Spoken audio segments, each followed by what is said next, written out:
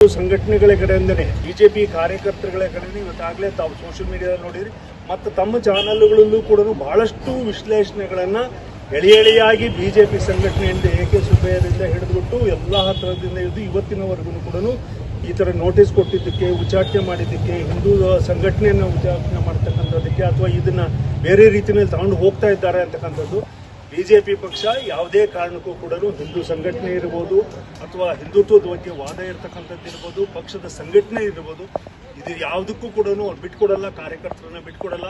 ಯಾವುದೋ ಇದೊಂದು ಕೆಟ್ಟ ಗಳಿಗೆನಲ್ಲಿ ಈ ಥರ ಆಗಿದೆ ಅನ್ನೋದು ನಮ್ಮ ಅದನ್ನು ತತ್ಕ್ಷಣ ಅದನ್ನು ವರಿಷ್ಠರ ಗಮನಕ್ಕೆ ಆದಾಗಿಯೂ ಕೂಡ ಎಲ್ಲೋ ಅಲ್ಪ ಸ್ವಲ್ಪ ನಮ್ಮಿಂದ ನಮ್ಮ ಕಾರ್ಯಕರ್ತರು ಅಂತ ಹೇಳ್ಬಿಟ್ಟು ಸಣ್ಣ ಕಾರ್ಯಕರ್ತರು ನಮಗೆ ತಪ್ಪಾಗಿದೆ ಅನ್ನೋದಾದರೆ ಅದನ್ನು ತಿದ್ಕೊಂಡು ಹೋಗೋದಕ್ಕೂ ಕೂಡ ನಾವೆಲ್ಲರೂ ತಯಾರಿದ್ದೀವಿ ಅಂತಕ್ಕಂಥ ಮಾತನ್ನು ಕೂಡ ಸನ್ಮಾನ್ಯ ಯತ್ನಾಳ್ ಅವರು ಇರ್ಬೋದು, ನಮ್ಮ ಎಲ್ಲ ಜೊತೆಗಿರ್ತಕ್ಕಂಥ ಬಿಜೆಪಿಯ ಹಿರಿಯ ಮುಖಂಡರು ಇರಬಹುದು, ಎಲ್ಲರೂ ಕೂಡ ನಾವು ಅದನ್ನು ಗ್ರಹಿಸಿದ್ದೀವಿ.